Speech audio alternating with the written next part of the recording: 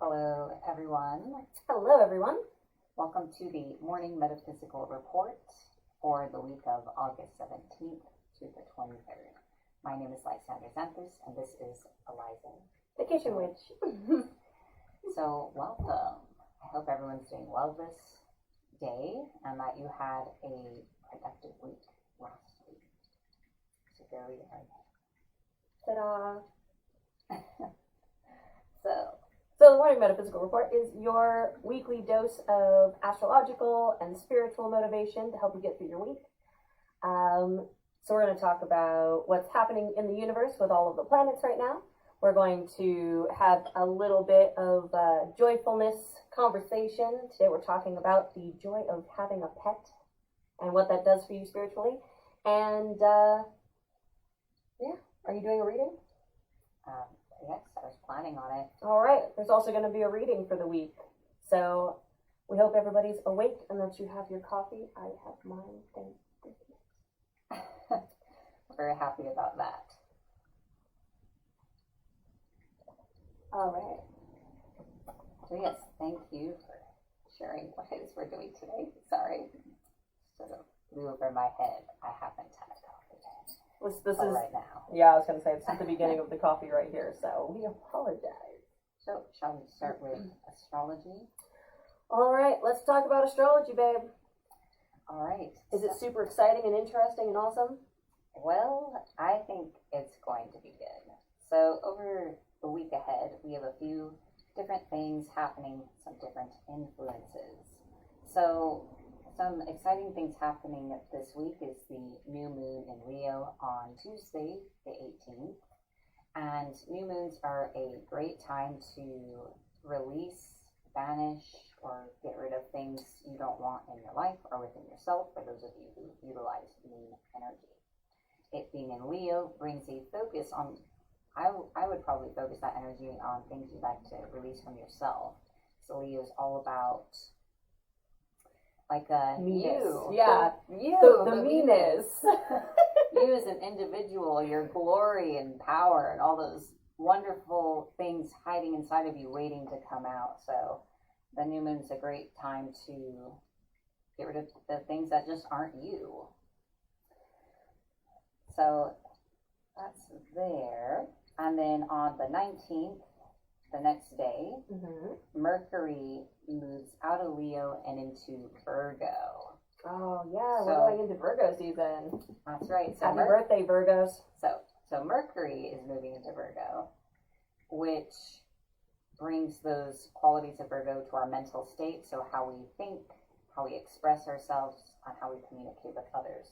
And so that will take on characteristics of being very meticulous, analytical, and to be honest, perhaps even critical or anxious. Overthinking things are becoming very fussy. But if you're aware of that, then you can obviously try to avoid that. The good things about Virgo are sharpening the mind, becoming more intelligent, aware, and able to create solutions. So don't focus that critical gaze on yourself. Make sure you're using it to better yourself.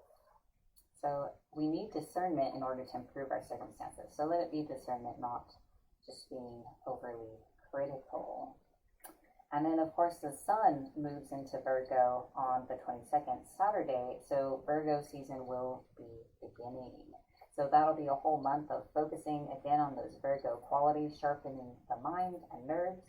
And there will be a focus on work, like what it is you do, even if it's not literally your career, and your health. So it's important to focus on those things. Virgo does have an anxious side where everything isn't exactly how you like it, can really spin you out. So be sure to breathe. So stay grounded. Baby. Sorry, my cat's meowing over there. Little kitten. Oh. And again, Virgo has this excellent intelligence, meticulousness, and great energy you can bring to your life in order to rearrange things to a way that's really nurturing and actually works for you. Awesome. So just other quick notes about this week pertaining to planetary aspects, mostly focused on Monday and Tuesday. Mm-hmm. The Sun and Mercury to come together on Monday, which brings greater mental clarity and illumination of yourself, greater personal illumination. So, Mercury's mind, the Sun lights stuff up. So it's lighting up your mind to focus on you. That's great timing because you have the new moon on Tuesday, right? Yeah, the next day. So you've got that illumination coming on Monday. So it's going to give you some insight about yourself. And then the new moon is going to be focused on releasing. So take Monday, meditate, reflect on things that you don't need anymore, that aren't serving you, so that on Tuesday during that new moon, we really get a chance to clear it out and to get rid of the things that aren't serving us anymore. And I think that's fantastic that that's happening this week. That's a great point. So that's Monday. And then Tuesday, the same day as the new moon, we have aspects with Mercury, Saturn, Venus, Uranus, in which we're inclined, influenced to, what did I write here? A mental review of our personal truth, expanding the self, and reflecting on how we're choosing to approach our integrity. Like, is our life really in alignment with that? And an emotional review of our ruts and the choices we've made over the last few weeks, especially in concerns to relationships, if we chose to be comfortable, if we're choosing to create a nest in a positive or negative way. All right, so Monday is an opportunity to reflect, take time, meditate, reflect on yourself. Tuesday is that opportunity to decide what isn't serving you and release it. Do a new moon ritual, take a bath, take a shower, let it all go. Yeah. And then Wednesday is Mercury moves into Virgo, and then on Saturday the Sun moves into Virgo. So that's kind of like your week. And then you've got that opportunity to take that clearing energy with you into the rest of the week and allow it to form a better life. That's what that tells me, because Virgo is so critical. Once you release all that stuff that's not serving you, now you've got an opportunity to let that Virgo energy restructure your life in a way that's going to benefit you. This is a great way to end the Leo season as the Sun shifts the energy of the world and all of us in it. So that concludes the astrology for the week. Awesome. Well, thank you so much, dear. We really appreciate you taking the time to do the astrology every week. So we're going to take a minute to say good morning to Victoria and Mary and Benita and Edna. If anybody else says hello, we'll say hello. Hello, everybody. Hello. We've decided to make the MMR more interactive, so join in. All right. Well, welcome everyone to the Morning Metaphysical Report again. Yes. So what would we like to talk about next? So, for those of you that don't know, my name's Eliza. I'm the Kitchen Witch, and I do spiritual lifestyle and living tips. So this week, we're actually going to go into our joyfulness segment. Every week, I choose an affirmation and something that will bring a little extra joy into your life, and I highlight it, and we talk about it. And this week, we're talking about pets. We're talking about pets this week. So here's this wonderful video of my baby kitty kid and my partner, because they are the greatest. So that is, of course, Lysander with our littlest Keenie, that is Katniss. So today we're going to talk a little bit about pets. Did you guys know that most animals are actually natural healers, especially cats, but dogs have their own healing energies as well. They kind of focus on different healing points, and I believe that's why certain people are attracted to different types of animals.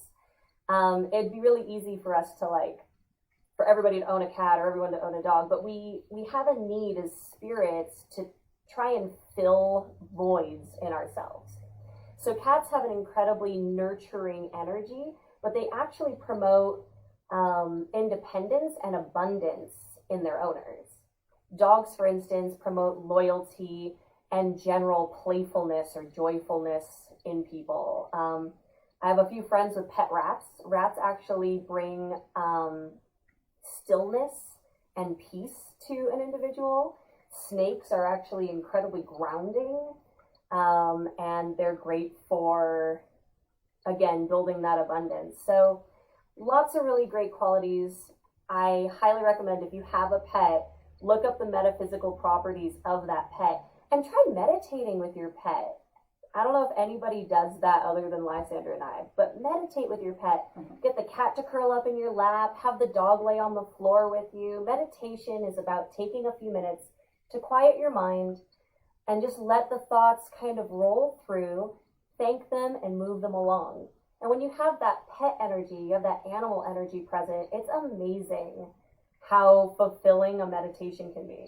Actually, there's someone in the Snakes with Hats group that meditates with her snake.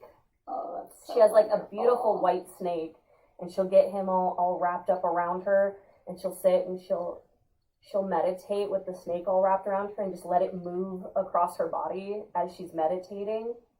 And she's commented that she can actually feel the snake moving towards the spots where she feels the most energetic blockage. Like the snake is releasing that negative energy. Super cool stuff, guys. You should definitely try meditating with your pet.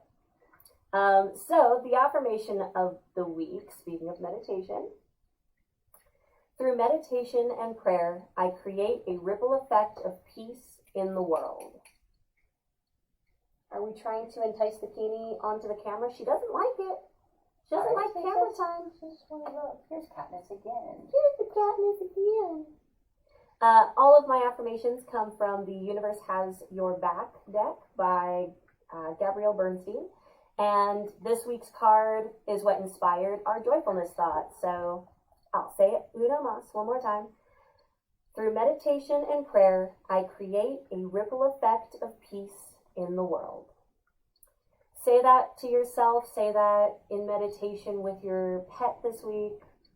And just remember that love you have for your pet, for your animal, for your companion, your familiar, whatever you call them, that love that you have is definitely a ripple of love and peace that you can share with the world. Yeah. And I encourage you to do so.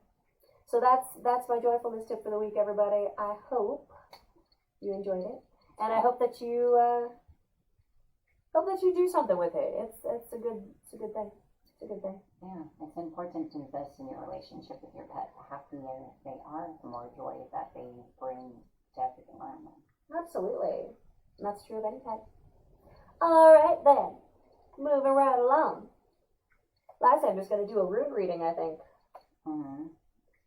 From the Book of Runes. So, I feel like runes are working out for us, so I think I'm going to stick to rune readings unless someone wants something different. So we're going to keep doing runes for a little while, apparently. Last week we got a lot of people interested in the Book of Runes. It's a good book. We recommend. I'm going to take a moment to actually draw them now, so I don't know what we're going to get. Yes. This is for the week ahead. We're doing this reading live to all of you. This reading is intended to be for everyone, and it's guidance for the week ahead. So between now and next Sunday, this is your guidance, giving you some direction in your life. I know I'm not the only person that can use a little extra guidance. I don't know what to do with myself. Not even a little bit. So, highly encourage all of you to take it in, and hopefully it helps you this week. So, we'll see what Lysander pulls for everybody. Looks like he's got two. So we have two runes this week, and they're not in any particular order. It's actually sent them both at the same time.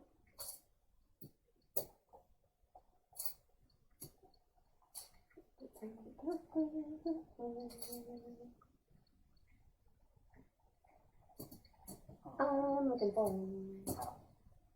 It's easier to refer to this. They're numbered. I know. I'm looking for a number. Cool. I know.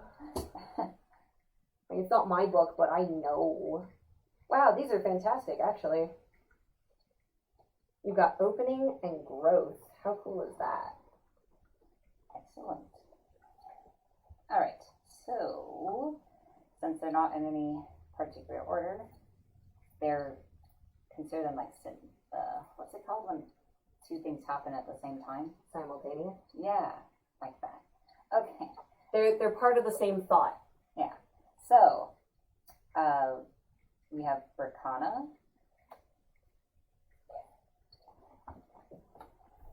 This is the rune of life progress. It denotes that form of fertility that promotes growth both symbolically and literally. The growth may occur in affairs of the world, family matters, one's relationship to oneself, or to the divine. This is a leading to rune in that it leads to blossoming and ripening. Just so interesting, because last week's reading was about coming into that ripening and growth. So this is a continuation. What is called for here is going into things deeply with care and awareness. This concerns with the influencing development and with the flow of beings into their new form. So we're all kind of going through a transition and change. So it suggests to first disperse any resistance and then accomplish that work. So almost like we were saying in astrology, you have the opportunity to use that outside spiritual force to release things that are in the way. But of course you can do this on your own as well. It's just one method of approaching that. For this to happen, you must be clear and controlled. And in regard to whatever issues are in your life, your will must be clear and controlled. So really have a strong idea of what you want. And that kind of comes from self-reflection. Again, at the beginning of the week, allowing that sun energy to illuminate who you are. And really, it sounds so simple, we say it all the time, but it's really important to just be aware of who you really are, not kind of the layers we've built through time. That's good. All right. And the next is Kano. This is the rune of opening up, of renewed clarity, of dispelling the darkness that has been shrouding some part of your life.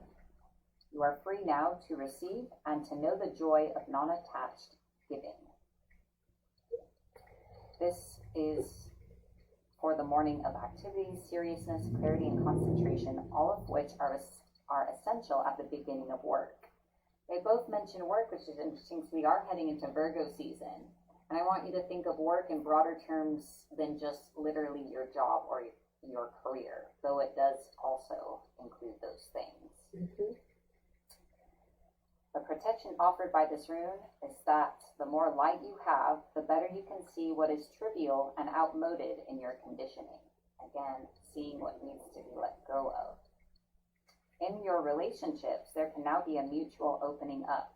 You may serve as the trigger, the timekeeper, through your awareness that the light of understanding is once again available to you both. Awesome. Simply put, if you've been operating in the dark in any way, there's now enough light to see that the patient on the operating table is yourself.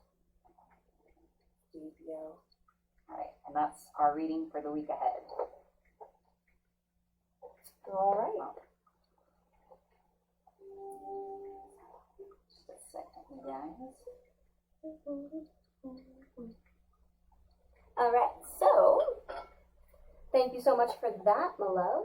So in short, you should pay attention to that astrology because we are being guided to release things that we don't want or don't need in our lives, focusing on the things that are going to be good for us, and actually following through with that release and following through with that growth, which I think is really important. I'd like to make a quick note. We can think of astrology as being really removed from life, but it's really just a way of living in rhythm with the harmony of our world and the universe, really connecting to nature's rhythms. And that's why we see that effect so palpably. When we pay attention to the planets and the universe and what it's telling us, and we're willing to kind of go with that flow, all it's doing is it's really giving us a roadmap to self-improvement. It's giving us a roadmap to abundance. It's giving us a roadmap to improving ourselves and improving our lives. I love it because it shows how much we're all in this together. Because you can see when you start studying astrology, you see the subtle effect of how it all plays out across the world stage, as it were, and in individual lives as well. So that's all I want to say. All right. Well, that is the Morning Metaphysical Report. That's really all we do on here. That's it. Just a little guidance for your week ahead. Sometimes it's nice to have some things to do that are spiritual. All right. Well, in that case, I'd like to remind you all to also, if you are inclined, stay tuned to my page or the Kitchen Witches page for morning coffee and for our new show, Spirit Hour. Yep. So right after this, we will be starting the stream for Sunday morning coffee, which is just the two of us ranting about something that's driving us crazy about the metaphysical community right now. I don't know what we're going to rant about yet. Last week, actually upset by anything. I know. Last week we did a long rant about how nobody seems to have any idea what ghosts are. And the week before that we did a long rant about how mental health is important in being psychic. So who knows what we'll talk about this week. It depends on what we start ranting about. And then join us a little later in the afternoon, probably, I'm guessing probably somewhere between 12 and 1 Mountain Standard Time, because we're living up in the Rockies. Join us later for Spirit Hour, where we will be talking to spirits, not just about them, talking to them. So be sure to check that out later today. All right, so now I would like to thank all of our patrons on Patreon for supporting us. If you would like to support the evolution of NMR, visit patreon.com/morningmetaphysical report. Thank you so much for watching, for sharing, and of course, for being a patron to our Be blessed and have an excellent week. See you guys later.